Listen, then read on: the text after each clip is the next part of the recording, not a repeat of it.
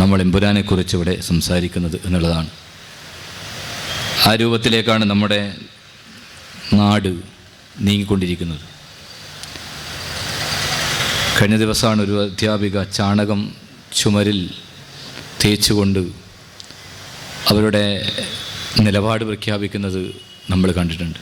പ്രത്യേകിച്ച് ലാലേട്ടൻ അഭിനയിക്കുന്ന സിനിമ എന്നുള്ളത് കൊണ്ട് പലരും അതിനെ ആവേശത്തോടെ കണ്ടു. തിയേറ്ററിൻ്റെ മുന്നിൽ പോയി ഫോട്ടോ എടുത്ത് ഫേസ്ബുക്കിലൊക്കെ അപ്ലോഡ് ചെയ്തവരൊക്കെ ഉണ്ട്. പക്ഷേ കഴിഞ്ഞപ്പോഴാണ് അവരൊക്കെ മനസ്സിലായത്, അവർ പ്രതീക്ഷിച്ചത് നല്ല രൂപത്തിലുള്ള ചാണക രസായനം ആയിരിക്കും അവരുടെ മുമ്പിൽ എത്തുക എന്നുള്ളതാണ്.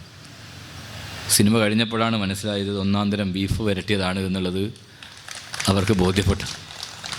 അതിനുശേഷമാണ് അവർ ആ സിനിമയ്ക്കെതിരായിട്ടുള്ള വലിയ രൂപത്തിലുള്ള കടന്നാക്രമണങ്ങൾക്ക് നേതൃത്വം കൊടുത്തത്.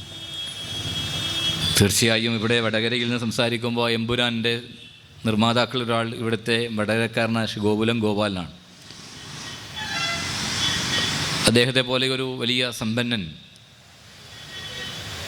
സംഘപരിവാറിനെതിരായുള്ള ഒരു സിനിമ എടുക്കുമ്പോൾ സ്വാഭാവികമായി അദ്ദേഹം കാണിച്ച ഒരു ധീരതയെ ചെറുതായി കാണാൻ സാധിക്കില്ല. അപ്പോൾ ആ സിനിമയിലെ വിമർശനം ഏറ്റവും കാതലാണ് എന്നുള്ളതും അത് കൊള്ളേണ്ടടുത്ത് കൊണ്ടു എന്നുള്ളതും അത് എത്തേണ്ടടുത്ത് എത്തി എന്നുള്ളതും കൊണ്ട് തന്നെയാണ് ആ സിനിമയ്ക്കെതിരായി ആ രൂപത്തിലുള്ള കടന്നാക്രമണങ്ങൾക്ക് നേതൃത്വം കൊടുത്തത്. യഥാർത്ഥത്തിൽ ആ സിനിമയിലെ പ്രധാനപ്പെട്ട ആളുകളെല്ലാം, ഇപ്പം മോഹൻലാലായാലും ഗോകുലം ഗോപാലനായാലും അരുൺ ഗോപി ആയാലും അതോടൊപ്പം തന്നെ പൃഥ്വിരാജ് ആയാലും എല്ലാം, അവരൊക്കെ ഒരു പശ്ചാത്തലം നമുക്കെല്ലാം അറിയാം. ആ പൃഥ്വിരാജിനെ പോലും, പ്രത്യേകിച്ച് പൃഥ്വിരാജിൻ്റെ അമ്മ ഈ പറയുന്ന പ്രത്യയശാസ്ത്രത്തോട് ചേർന്ന് നിൽക്കുന്ന ഒരാളാണ്.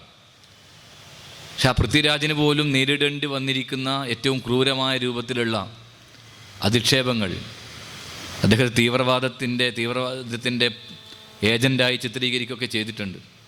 ഞാൻ ആലോചിച്ചു പോയി, ഈ സിനിമയിൽ ദുൽഖർ സൽമാനോ ഫഹദ് ഫാസിലോ അല്ലെങ്കിൽ ആസിഫ് അലിയോ ആണെങ്കിൽ അവരുടെ അവസ്ഥ എന്താകുമായിരുന്നു. തീർച്ചയായും അവരൊക്കെ ചിലപ്പോൾ ജയിലിലേക്ക് പോകേണ്ടി വന്നിട്ടുണ്ടാകുമായിരുന്നു ഇന്നത്തെ കാലത്ത്.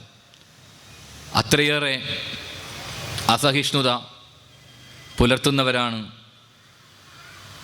തങ്ങളുടെ ക്രൂരതയെ അനാവരണം ചെയ്യുമ്പോൾ അത് സഹിക്കാൻ പറ്റാത്തൊരു വിഭാഗമായി ഈ ഫാസിസ്റ്റ് ഭരണകൂടവും അതിൻ്റെ അനുയായികളും മാറിയിരിക്കുന്നു എന്നുള്ളത് നമ്മൾ കാണുകയാണ്.